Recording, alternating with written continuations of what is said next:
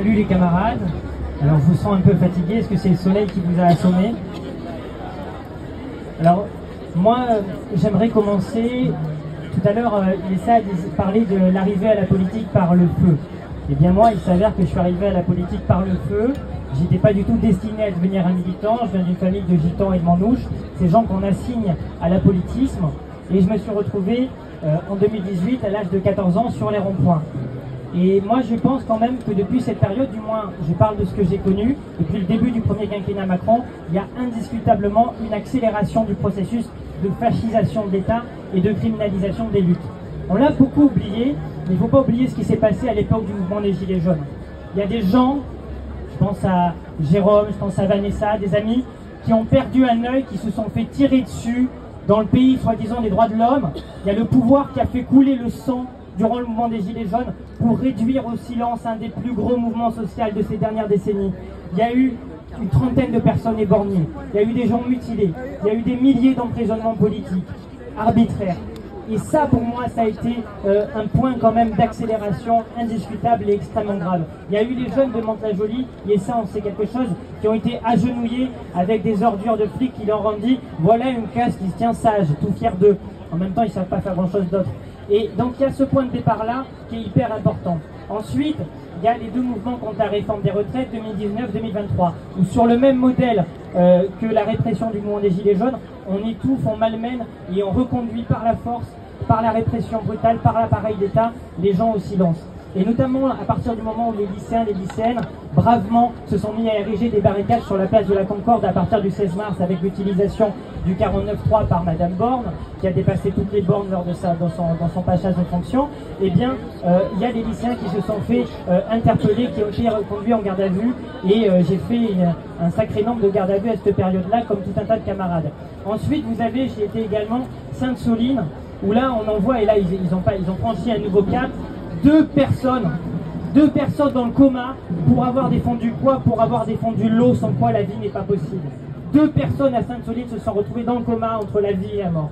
Ça a aussi été un épisode, et je vous fais le récit de ce que j'ai vécu, ce qui m'a interpellé durant ces dernières années.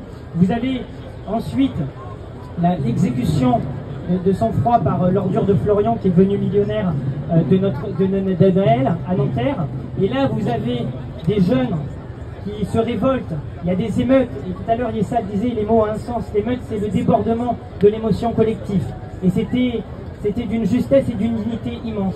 Et que fait le pouvoir face à ces jeunes qui se révoltent pour exiger la justice? Eh bien il envoie des unités antiterroristes, il envoie le RAID, il envoie le GIGN et la BRI dans les quartiers populaires, pour terroriser les jeunes qui se révoltent, et pour là aussi les reconduire au silence. Et vous avez dernièrement, plus récemment, j'aurais pu citer tout un tas d'autres épisodes, mais la question de la Palestine, où depuis le début, le pouvoir, de manière très fallacieuse, a tenté de donner une dimension, et tente encore aujourd'hui de donner une dimension uniquement religieuse au conflit, en associant celles et ceux qui soutiennent la résistance du peuple palestinien à des antisémites, ni plus ni moins. Et ils font cette confusion pour jeter le discrédit. Et on a très dernièrement... il y a 3 jours, 88 camarades étudiants qui ont été envoyés en garde à vue simplement pour avoir occupé la Sorbonne, pour dire haut et fort que notre génération, contrairement à nos gouvernements occidentaux, ne cautionne pas le génocide et ne reste pas silencieux, parce que ne rien faire, c'est laisser faire. Et bien, pour ça, les 88 étudiants, enfin 80 un peu plus en tout cas, ont été envoyés en garde à vue. On a notre camarade notamment du NPA Jeune Révolutionnaire, qui a été, Luigi, qui a été déféré au tribunal. Le Laurent Nunez, qui ne s'indigne pas de la manifestation des néo-nazis, a annoncé sur France Info tout fièrement son déferment, juste parce qu'il s'est mobilisé contre le génocide, et il sera, et nous devons être nombreux, en procès le 14 juin au TGI de Clichy. Bon, ça c'était des exemples, mais vous les connaissez, à vrai dire c'est pas le plus important, mais il faut quand même les avoir à l'esprit, ne pas oublier tous ces événements extrêmement graves. Maintenant sur l'analyse, parce que c'est hyper important de se demander d'où viennent ces mots MAUX.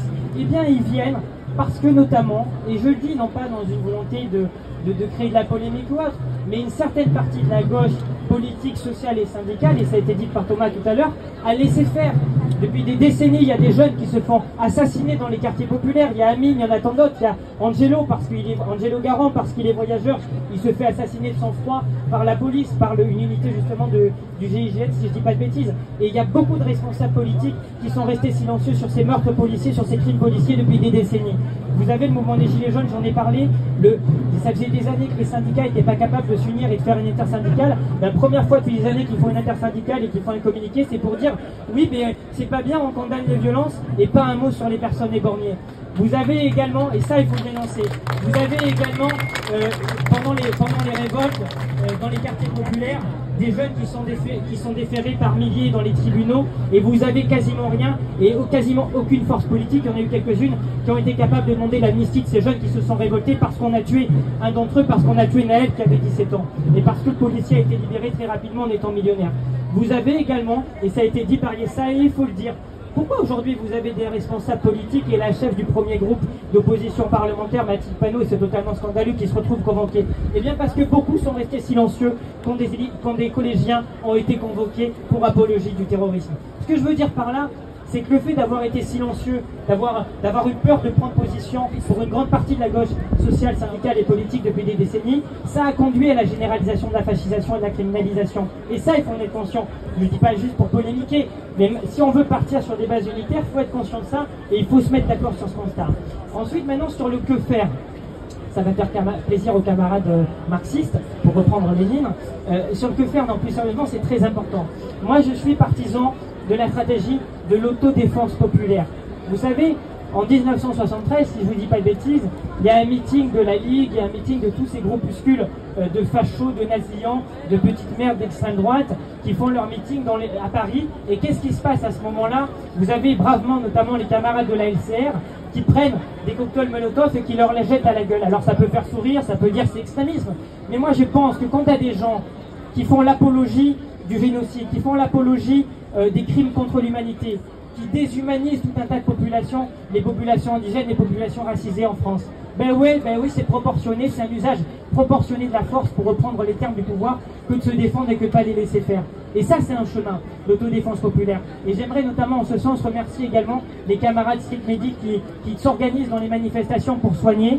J'aimerais remercier aussi les camarades du Black Bloc qui, en tête de cortège, bravement depuis des années, nous protègent. Et c'est pas rien ça, parce que moi, je pense que honnêtement, compter sur le pouvoir qui porte en lui, dans sa nature, faire appel le fascisme, faire appel à ce pouvoir, c'est un non-sens. Leur dire les libertés publiques sont en danger, venez les défendre. Mais les gars, ça n'a pas de sens. C'est eux le problème. Il faut les mettre hors d'état de nuire, tout bonnement, tout simplement. On n'a pas à négocier, on n'a pas à réformer ce système de merde. Il faut le détruire. Et vous savez, il y a les camarades du 5 qui sont particulièrement actifs en ce moment, qui ont de cesse d'avoir une jolie formule et qui disent la lutte, elle est vitale. Mais oui, elle est vitale. C'est nos vies qui sont en danger. C'est pas juste une question de plaisir ou de bien-pensance. C'est un pouvoir qui tue, c'est un pouvoir qui sème la mort. Et face à ce pouvoir, on doit se défendre, c'est un combat vital. Ensuite, je me lâche, parce que vous savez, il y a plein d'appels à réformer la police nationale. Ok, ça peut être intéressant et c'est légitime parce que c'est de la merde cette institution.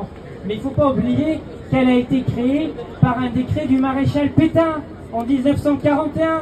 Alors forcément, quand tu es une institution créée par le maréchal Pétain, ben c'est logique que tu fasses de la merde en 2024. Et c'est important, et c'est la raison pour laquelle moi j'ai décidé d'aller faire de l'histoire, de comprendre qu'à chacun des mots MAX qu'on subit, il y a une racine. Et il faut être radical. Il faut regarder où se situent les racines. Et c'est en s'attaquant à la racine du problème, en étant un bon écologiste, qu'on arrive à régler et à résorber ces problèmes. Ensuite, et je vais terminer là-dessus, je vais vous parler d'un bonhomme qui, moi, à chaque instant, m'inspire dans mon combat. C'est un gars qui s'appelait Raymond Gurem. Raymond Gurem, je pense qu'il aurait toute sa place au Panthéon. Raymond Gurem, jusqu'à ses 83 ans, si je ne dis pas de bêtises, jusqu'à son dernier souffle, il s'est battu. Raymond Gurem, c'est un voyageur comme moi, un enfant de Manouche. Et en 1939, il a été assigné d'abord à résidence avec sa famille par l'État français. Et on l'oublie souvent que l'État français, dès la Troisième République, le gouvernement du Front Populaire, a assigné à résidence les voyageurs en France. Ensuite, le maréchal Pétain les a fait interner en collaboration avec le régime nazi. Et qu'est-ce qu'il a fait, Raymond Bureim, alors qu'il avait 14-15 ans? Il s'est évadé 10 fois des camps de concentration et des camps d'internement en France et en Allemagne. Et ça, c'est un exemple. Ça, c'est un combattant. Ça, c'est le chemin que j'ai envie de prendre. Et alors, pour résumer l'action de Raymond Bureim, il faut citer Malcolm X, qui disait, et je le dis souvent parce que je trouve qu'il a extrêmement raison, si vous n'êtes pas prêt à mourir pour elle, retirez le mot liberté de votre dictionnaire.